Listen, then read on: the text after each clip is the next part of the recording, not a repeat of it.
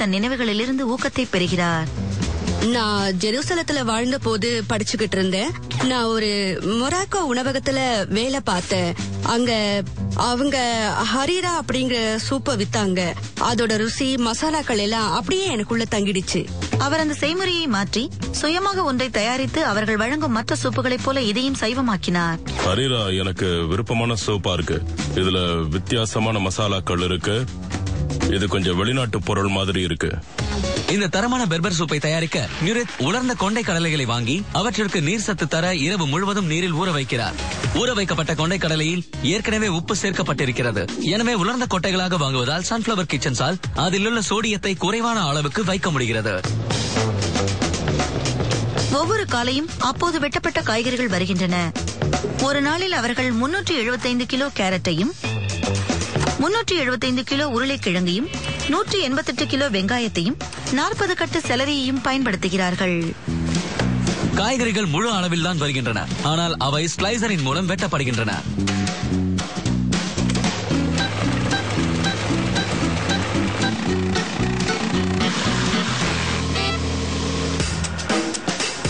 Kettle சூடாகி கொண்டிருக்கும் போது இப்போது சூப்பை தயாரிக்கும் நேரம் வந்துவிட்டது.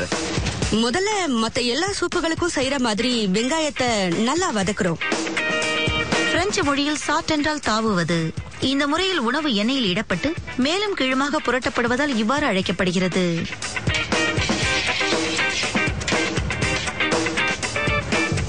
வெங்காயங்கள் வதக்கப்பட்டவுடன் செலரியும் கேரட்டுகளும் சேர்க்கப்படுகின்றன.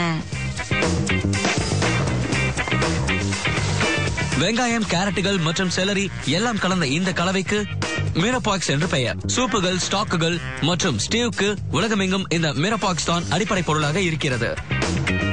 அவரை மற்றும் கொண்டைக்கடலை இரண்டிலுமே புரதச்சத்து மிக அதிகம். அது சைவ பிரியர்களுக்கு நல்ல செய்திதான்.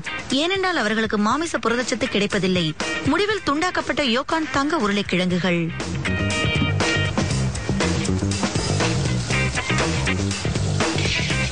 இதுல இருந்து எனக்கு 1 லிட்டர் ஜாடியா 200 ஜாடி சூப் கிடைக்கும். ஒரு நாளில் அவர்கள் 200 லிட்டர் தக்காளி சாறு பயன்படுத்துகிறார்கள். ஆனால் இந்த ஈட்டிற்கு 10 கேன்களே போதும்.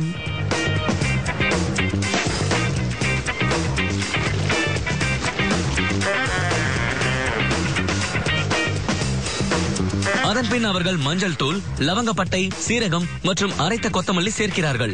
இவை எல்லாமே மொராக்கோ சமையலில் பயன்படுத்தப்படும் மசாலாக்கள். அவை அப்போதுதான் அரைக்கப்பட்டதாக இருக்க வேண்டும். ஏனென்றால் அப்போதுதான் சமைக்கும் போது வாசனையும் மிக அதிகமாக கிடைக்கும். அந்த சூப்பை நாங்க தயாரிக்கும் போது இந்த சமையலறை முழுக்கவும் அதோட மனம் பரவுது. இது காரமான சூப் இல்ல, ஆனா வாசனை அதிகம்.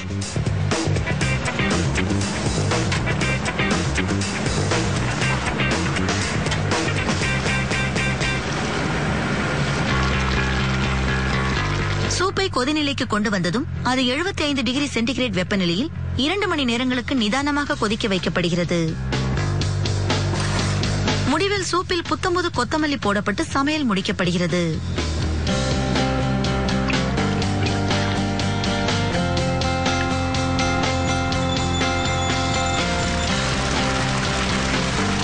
சூப்பை இங்கிருந்து அனுப்ப நாங்க ஒரு பம்ப் வச்சிருக்கோம். அது கெட்டில் இருந்து சூப்பை நிரப்ப வேண்டிய இடத்துக்கு அனுப்புது. பில்லர்ல அதுக்குன்னு அஜிடேட்டர் இருக்கு. அது சூப் நல்லா கலக்கப்படுறத உறுதி செய்யுது. அதனால் எல்லா ஜாடிகளிலும் அதே அளவு கொட்டைகள், காய்கறிகள் மற்றும் சாறு கிடைப்பதை உறுதி செய்கிறது. ஒவ்வொரு நாளும் அவர்கள் 900 கண்ணாடி ஜாடிகளை சூப்பால் நிரப்புகிறார்கள். ஒரு நிமிடத்தில் 46 மூடிகள் திருகப்படுகின்றன. இந்த ஜாடிகள் ரொம்ப அழகா இருக்குன்னு எனக்கு தோணுது. இது ஜனங்க வீட்டுல திரும்பவும் பயன்படுத்துறாங்க. இது சுற்றுச்சூழலுக்கும் உங்க உடம்புக்கும் நல்லது. எந்த தேதிக்கு முன்னால் பயன்படுத்தினால் சிறந்தது என்று குறிக்கிறோம். அதன் பின் அவை எவர் சில்வர் ராக்குகளில் வைக்கப்பட்டு கூலருக்கு அனுப்பப்படுகின்றன. ஒவ்வொரு ஜாடியும் குளிர்ந்த பின் அதன் மூடி வேக்யூம் சீல் செய்யப்படுகிறது. எனவே மாசுக்கள் எதுவும் சூப்பிற்குள் செல்ல முடியாது. மறுநாள் காலை முதல் வேலையாக குளிர்விக்கப்பட்ட ஜாடிகள் ஒரு பெட்டியில் 12 வைக்கப்படுகின்றன. ஒரே நாளில் 75 பெட்டிகளை அவர்கள் நிரப்பி அவற்றை ஆரோக்கிய உணவு கடைகளுக்கும் தொடர் உணவு நிலையங்களுக்கும் அனுப்புகிறார்கள். இந்த சூப்பை சிற்றுண்டி அல்லது முழு உணவாக அருந்தலாம். ஹரீரா சூப்பை நீங்க சூப்பாவே குடிக்கலாம். டாஸ்காஸ்ங்கிற சேவையோ இல்லனா பிரவுன் ரைஸோ தயாரிச்சு அது மேல இந்த சூப்பை ஊத்திக்கிட்டு சாப்பிடலாம். அப்ப இது ஒரு முழுமையான ஆகாரம் ஆயிடும். இந்த நிறமான கெட்டியான சூப் ருசியுடன் பேக் செய்யப்படுகிறது. எனவே உங்களுக்கு மொராக்கோவின் ருசி வேண்டும் என்று விரும்பினால் ஹரிரா சூப்பை தவிர வேறு எதுவும் சுவை அருமை தூண்ட முடியாது.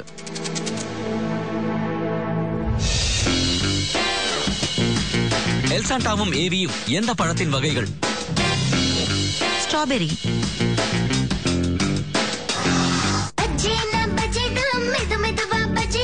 அச்சேல